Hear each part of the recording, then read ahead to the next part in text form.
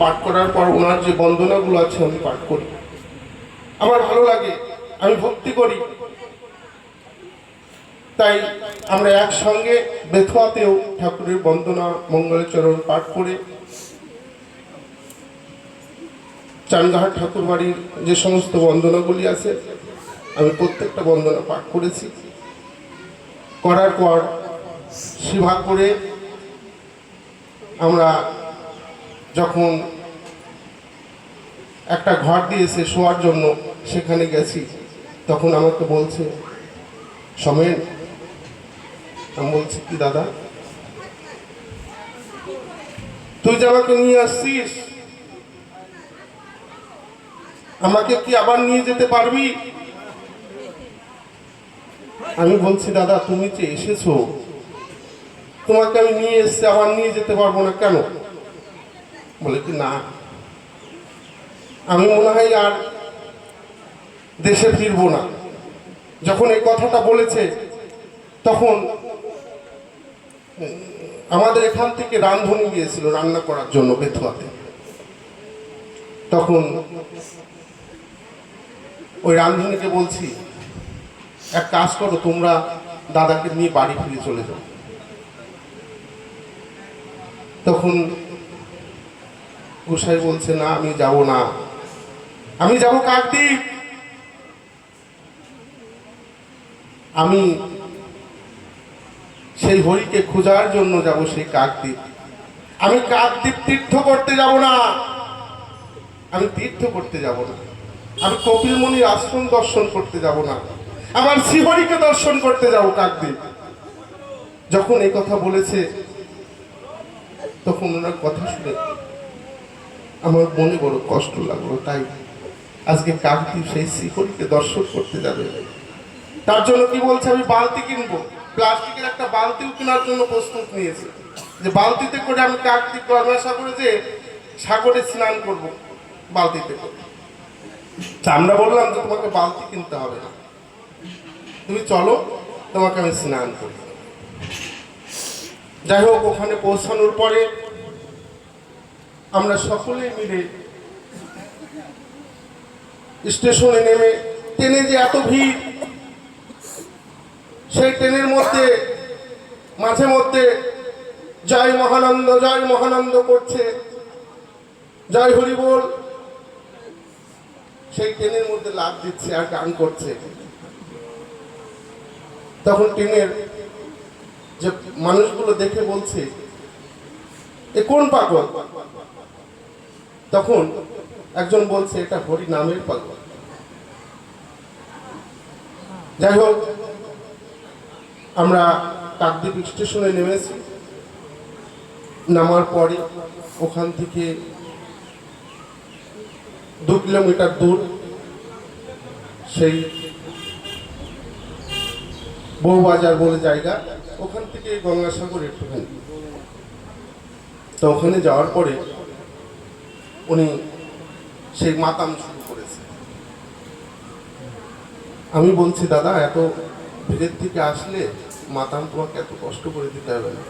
বলে, তুই চুপ কর, তুই আমার উপর কথা কবি না। তোমার উপর কথা কব না, তোমার ইচ্ছা, তোমার যেটা ভালো লাগে তুমি করো। মাতাম টাতাম দিয়ে আমরা সকলেই মিলে মঙ্গলাচরণ বন্দনা গুরুচার চরিত্র পাঠ করে আমরা সকলেই মিলে বসে আছি। তখন বলছে, সমেন রে, ও সমেন। আমি কি দাদা?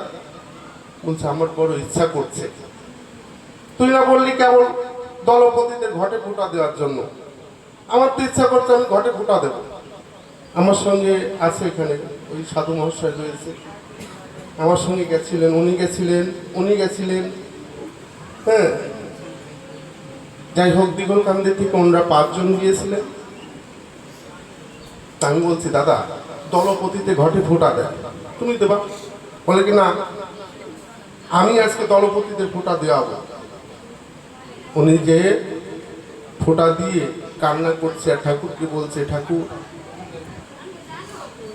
আমাকে তোমার সিফাত পথে নাও, আমি যেন তোমার সিফাত পথে পৌঁছাতে পারি, আর সেদিন প্রত্যেকটা ভক্তকে সাধু মশাই ভক্তি করছে আর বলছে আমাকে ঠাকুরের শ্রীপাদ পদ্মে পৌঁছাও। এই শুনে আমার মনে বড় কষ্ট লাগছে। দাদা কি বলছে? এই বলতে বলতে পরবর্তীতে বলছে আমি ঘরে যখন ফোঁটা দিয়ে বেরিয়ে এসে আসরে বসে বলছে গান করব। যখন গান করার কথা বলেছে একদলের গান গাচ্ছিল, তখন বলছে এই গানটা সমাপ্ত হোক, তারপরে তুমি গান গেও। সমাপ্ত হতে না হতে ওই গানটা আর এক কলি না দুই কলি ছিল, তখন ওনার ওই হরিনাম শুনতে শুনতে ঢলে পড়ছিল। যখন ঢলে পড়ছিল তখন ওনাকে পাশ করে নিয়ে আমরা যখন হসপিটালের দিক রওনা হচ্ছি, তখন বলছে আমি হসপিটালে যাব না সোমেন, আমি হসপিটালে যাব না, তুই আমাকে হসপিটালে নিস না। তবু আমার মনে মানেনি, আমি হসপিটাল পর্যন্ত পৌঁছিয়েছিলাম। যাই হোক, হসপিটাল অব্দি পৌঁছানোর পর আমি হরিনাম করছি, উনি বসে আছে। তখন আমার সঙ্গে সন্তোষ ছিল। তার সন্তোষকে বললাম তুই বাইরে যা, আমরা ট্রান্সফার করে নিয়ে অন্য বড় হসপিটালে নেব। এই কথা যখন বলেছি উনি একটা ঝাঁকি মেরে উঠেছে, উনি আর যাবে না। তখন আমি কি করলাম, ওখান থেকে 2 মুটকি জল দেব, জল দেওয়ার পর আস্তে আস্তে আস্তে আস্তে নিতে গেছে। সেই ঠাকুরের শ্রীপাদ পদ্মে পৌঁছে গেল। তাই এখানে যে সমস্ত ভক্তরা উপস্থিত আছে, আমি তাদের কাছে আকুল প্রার্থনা করি আমার মরু গোসাই যেন সেই শ্রীহরির শ্রীপাদ পদ্মে পৌঁছায়, উনি যেন সেই উনার গুরুদেবের শ্রীপাদ পদ্মে পৌঁছায়। এইটুকু আপনারা আশীর্বাদ করবেন, উনি যেন আবার মানব জন্ম নিয়ে আমার শ্রীহরির নাম গুণগান করতে পারে, এইটুকু আপনাদের কাছে আকুল প্রার্থনা করি। জয় হরি বল, জয় হরি বল, জয় হরি।